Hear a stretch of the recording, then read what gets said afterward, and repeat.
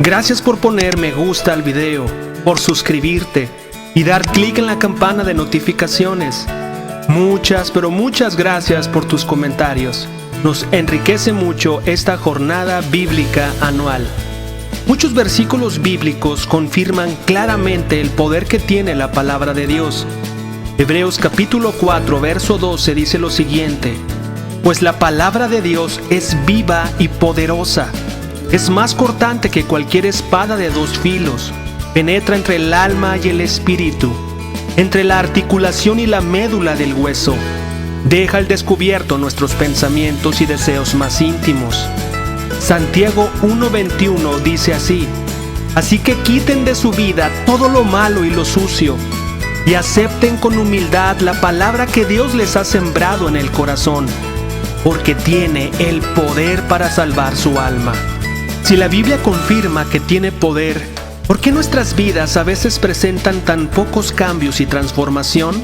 Te explico. El Dr. Arnie Cole, gerente general de Vuelta a la Biblia y director de investigación y desarrollo para el Centro de Interacción con la Biblia, en un estudio del 2009, demostró científicamente cómo ese poder de la Biblia impacta favorablemente en las personas, sean hombres o mujeres, cuando éstas leen la Biblia 4 veces por semana o más. Este estudio reveló que cuando se lee la Biblia una vez, 2 veces o hasta 3 veces a la semana, no hace un impacto significativo en la vida de quien la lee. Ese poder de Dios no se experimenta. Pero todo cambia cuando las personas se comprometen a leer la Biblia 4 veces a la semana o más. El resultado de sus investigaciones arrojaron que cuando se lee la Biblia por lo menos 4 veces a la semana o más, el sentimiento de soledad disminuye un 30%, el enojo disminuye un 32%, la amargura en las relaciones con esposo, hijos o alguna otra relación disminuye un 40%. Su estudio reveló que personas con luchas o tendencias al alcoholismo disminuyen un 57%. Los sentimientos de estancamiento espiritual disminuían hasta un 60%. El consumo o contacto con la pornografía disminuía un 61%. Hay 68% menos probabilidades de tener sexo fuera del matrimonio cuando las personas leen la Biblia 4 veces por semana o más. 74% menos probabilidades de caer en apuestas y juegos de azar. No solo disminuían todas estas tendencias a las tentaciones que experimentamos también.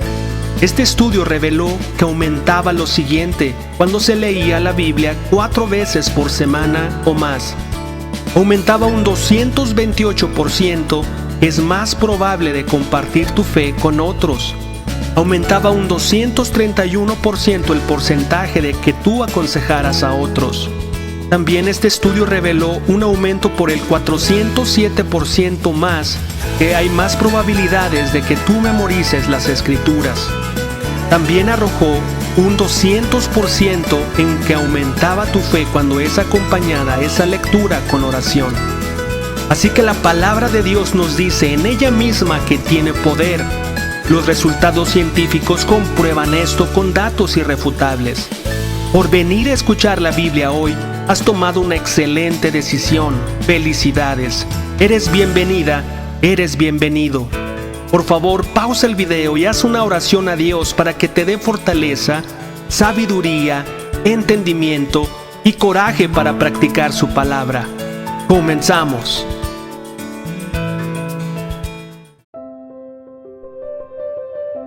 Esther capítulo 9. Así que, el 7 de marzo, los 2 decretos del rey entraron en vigencia. Ese día, los enemigos de los judíos tenían la esperanza de dominarlos, pero ocurrió todo lo contrario. Fueron los judíos quienes dominaron a sus enemigos. Los judíos se reunieron en sus ciudades, en todas las provincias del rey, para atacar a todo el que intentara hacerles daño, pero nadie pudo hacerles frente porque todos les tenían miedo.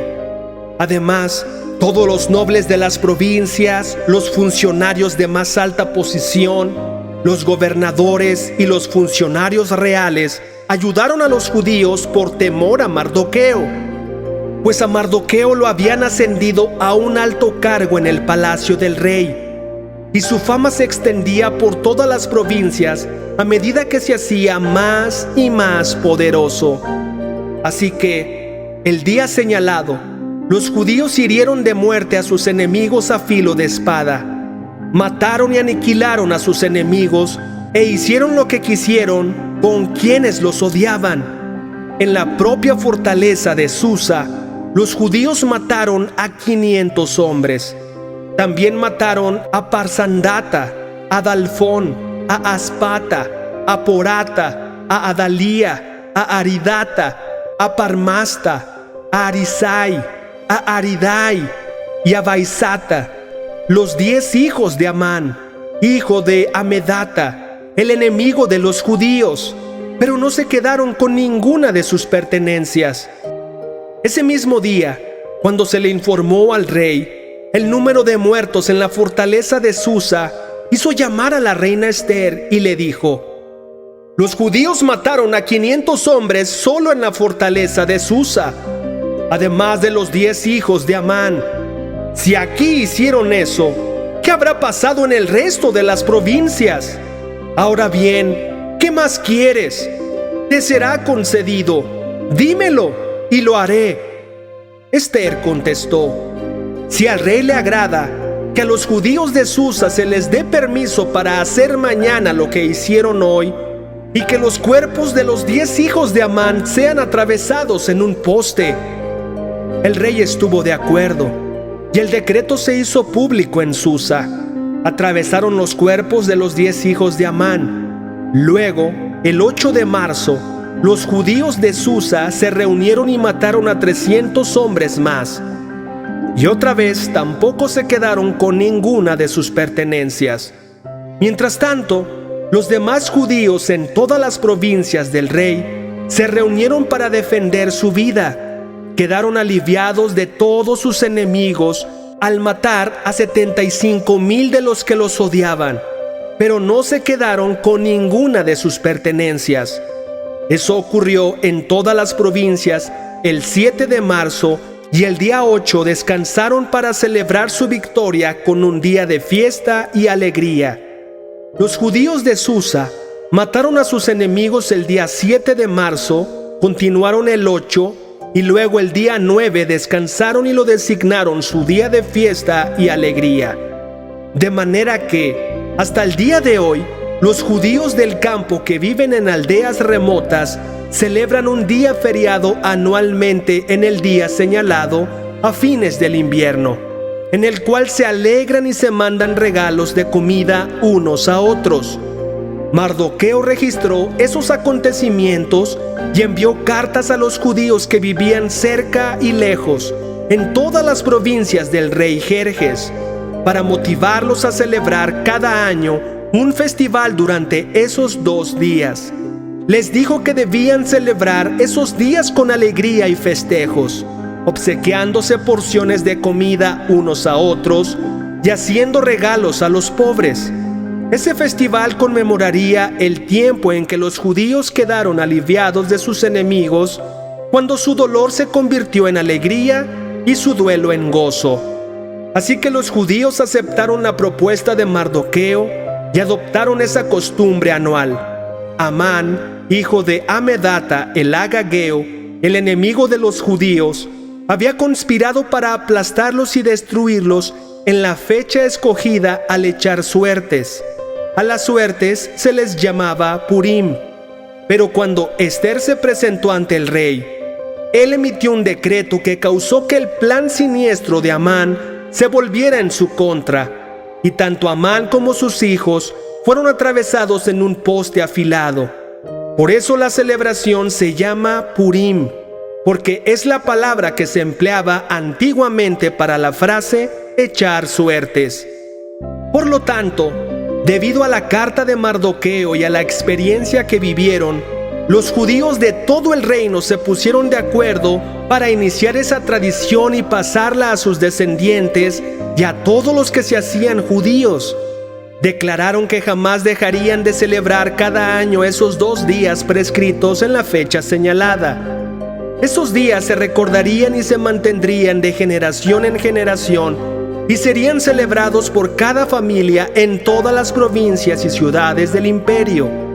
El festival de Purim nunca dejaría de celebrarse entre los judíos, ni se extinguiría de entre sus descendientes el recuerdo de lo ocurrido. Luego, la reina Esther, hija de Abihail, junto con Mardoqueo, el judío, escribieron otra carta en la cual la plena autoridad de la reina respaldaba la carta de Mardoqueo para establecer el festival de Purim. Se enviaron cartas con deseos de paz y seguridad a los judíos de las 127 provincias del imperio de Jerjes. Esas cartas establecían la celebración anual del festival de Purim en las fechas señaladas, como lo habían decretado el judío Mardoqueo y la reina Esther. El pueblo decidió celebrar el festival de la misma manera que había decidido establecer el tiempo de ayuno y luto para sí y sus descendientes. Así que el mandato de Esther confirmó la costumbre del Purim y todo quedó escrito en los registros. Esther capítulo 10.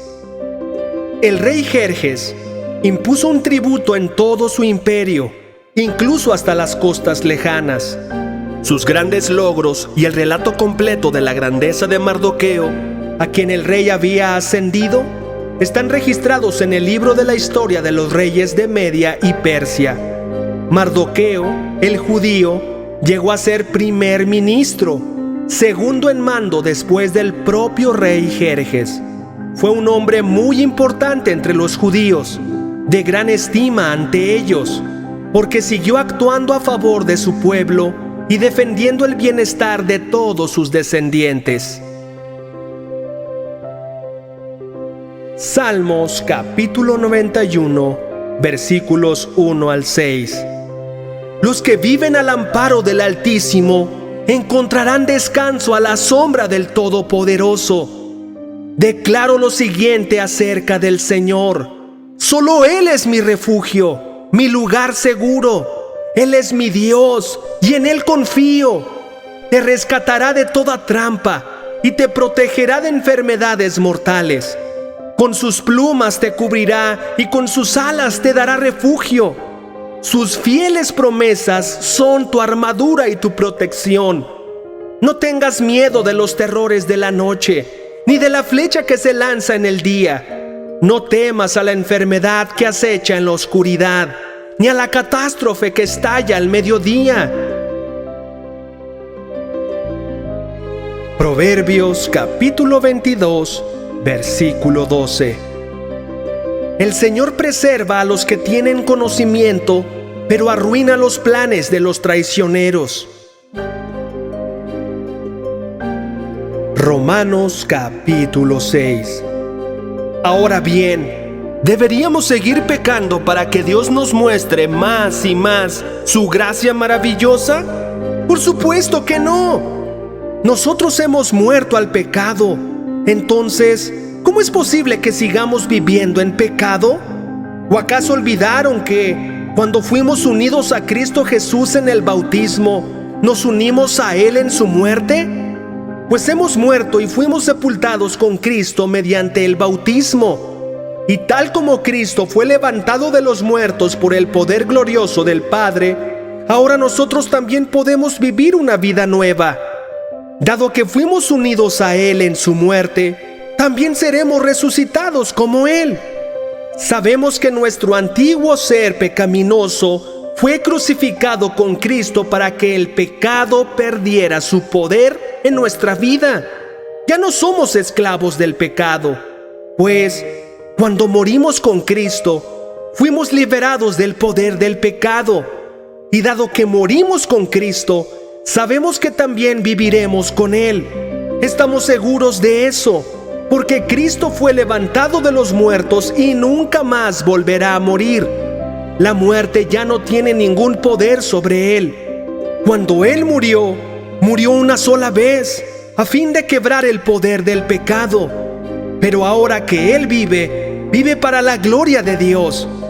Así también ustedes deberían considerarse muertos al poder del pecado y vivos para Dios por medio de Cristo Jesús. No permitan que el pecado controle la manera en que viven. No caigan ante los deseos pecaminosos. No dejen que ninguna parte de su cuerpo se convierta en un instrumento del mal para servir al pecado. En cambio, entréguense completamente a Dios, porque antes estaban muertos, pero ahora tienen una vida nueva. Así que usen todo su cuerpo como un instrumento para hacer lo que es correcto para la gloria de Dios. El pecado ya no es más su amo, porque ustedes ya no viven bajo las exigencias de la ley. En cambio, viven en la libertad de la gracia de Dios. Ahora bien, ¿eso significa que podemos seguir pecando porque la gracia de Dios nos ha liberado de la ley? ¡Claro que no! ¿No se dan cuenta de que uno se convierte en esclavo de todo lo que decide obedecer?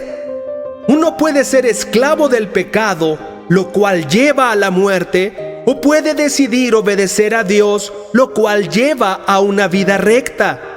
Antes ustedes eran esclavos del pecado, pero, gracias a Dios, ahora obedecen de todo corazón la enseñanza que les hemos dado. Ahora son libres de la esclavitud del pecado y se han hecho esclavos de la vida recta.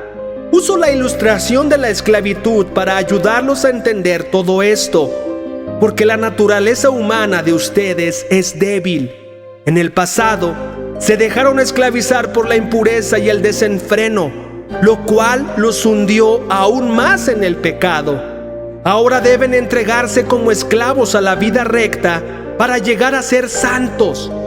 Cuando eran esclavos del pecado, estaban libres de la obligación de hacer lo correcto. ¿Y cuál fue la consecuencia? Que ahora están avergonzados de las cosas que solían hacer, cosas que terminan en la condenación eterna. Pero ahora quedaron libres del poder del pecado y se han hecho esclavos de Dios. Ahora hacen las cosas que llevan a la santidad y que dan como resultado la vida eterna. Pues la paga que deja el pecado es la muerte, pero el regalo que Dios da es la vida eterna por medio de Cristo Jesús, nuestro Señor.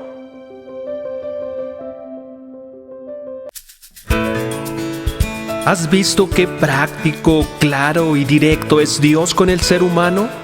Él deja muy claro lo que le gusta y lo que le disgusta, lo que espera de ti y lo que Dios quiere hacer por ti y para ti. Pongo a tu disposición una increíble enseñanza de 9 principios básicos para que tú adquieras una relación con Dios de manera personal, para que tú mismo o tú misma puedas encontrar las respuestas a tus inquietudes a través de la Biblia. Hay veces que no sabemos cómo buscar o por dónde empezar. Solo sabemos que queremos tener un encuentro verdadero y real con Dios. Muchas veces le decimos: Dios, ¿existes? Quiero conocerte. Esta increíble enseñanza de los 9 principios básicos fueron la respuesta para mí y serán la respuesta para ti. Esta enseñanza es presencial o virtual. Yo estoy en Guadalajara, pero tengo amigos por todo México y amigos por todo el mundo que estarían encantados de enseñarte estos 9 principios básicos. Es de manera personal porque es a tu ritmo. Es respondiendo a tus dudas, no las de otro, tratando específicamente áreas de tu vida y de tu corazón. Solo necesitas tu Biblia, tiempo y las ganas de tener un encuentro con Dios. Es totalmente gratuito. Tenemos que dar de gracia lo que hemos recibido de gracia. Déjame tus datos para contactarnos contigo al correo queremosresponderte@gmail.com. Y con gusto te explico cómo podemos empezar y dar el siguiente paso. El correo está indicado en la caja de comentarios. Nos vemos mañana. Bendiciones.